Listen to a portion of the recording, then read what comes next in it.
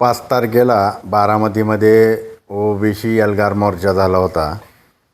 त्या मोर्चा झाल्यानंतर बारामती शहर पोलीस स्टेशनला काल गुन्हा दाखल करण्यात आला आणि त्या गुन्हा दाखल जो केलेला आहे त्याच्यामध्ये 10 नंबरचा आरोपी म्हणून मी काळूराम चौधरी, माझं नाव देखील त्या गुन्ह्यात घेण्यात आलं.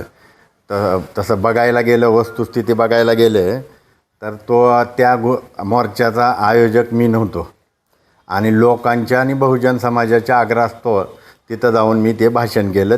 माझ्या भाषणामध्ये कुठलाही असंवैधानिक मी बोललेलो नाही.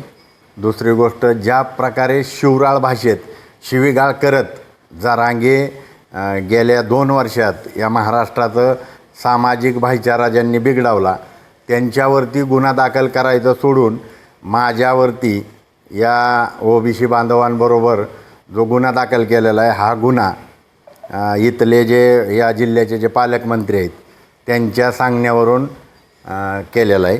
माझं नाव त्याच्यामध्ये घेण्यात आलेलं आहे आणि मी याच्या विरोधामध्ये मी 15 तारखेला तर अटक होणारच आहे, परंतु मी वैयक्तिक याच्या विरोधामध्ये राज्यपाल आणि राष्ट्रपती महोदयांकडे तक्रार करणार आहे की तुम्हा पत्रकार बांधवांना माहीत आहे आणि संपूर्ण महाराष्ट्राला माहीत आहे, ह्या ओबीसी आरक्षणासाठी माझ्या पूर्वजांनी जीव दिलेला आहे. माझ्यावर गुन्हा दाखल झाला म्हणून ही होत नाही, परंतु हा गुन्हा जो दाखल केलेला आहे हा गुन्हा माझ्यावरती आकसाने गुन्हा दाखल केलेला आहे आणि हे गुन्हा दाखल करायला लावणारे पालकमंत्री श्री अजित पवार आहेत.